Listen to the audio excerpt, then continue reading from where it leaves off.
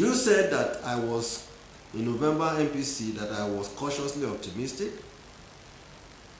and was aggressively, I was cautiously optimistic that that fourth quarter GDP will be positive, thereby taking Nigeria out of recession, but that I was aggressively optimistic that during the first quarter that we will exceed recession. I'm praying very seriously that my prayers should be heard, because I know that people are waiting to put my neck on the chopping board to see that I don't know my work. But let me say this, that I'm saying this out of what we've seen. Okay?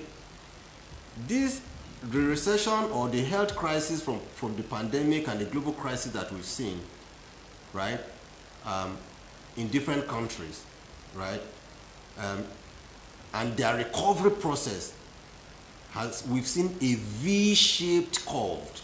V-shaped curve. That is a big shock, comes down and goes up. That's what we've seen. And we do not think, with what we are doing, in both monetary and fiscal authorities are doing, we do not think Nigeria will be an exception. And I can provide data for you. For instance, you will all recall that Nigeria started growing in GDP. Output was growing positively, gradually, albeit low, because as long as output is lower than population growth, we don't consider that very good. But it was growing until pandemic struck around February. Nigeria's first quarter GDP, I will use the word, was pleasantly positive, whereas those of other economies were negative, right? So Nigeria was positive in Q1, US, Britain, Europe, all of them were negative in Q1. They were negative in Q2. Nigeria hit the first contraction in Q2. Then in Q3, those economies moved up into positive territory.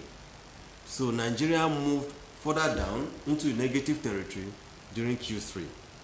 So we're also saying, in the same direction, if they came out after 2 quarters, because it's a V, a shock, and a recovery, that we believe, all things being equal, given everything that we have done, both by the monetary and fiscal authorities, we should also come out. So that so it's good for me to explain it so that people understand my reasoning, why I felt that I was cautiously optimistic in the fourth quarter, but aggressively optimistic for the first quarter of 2021.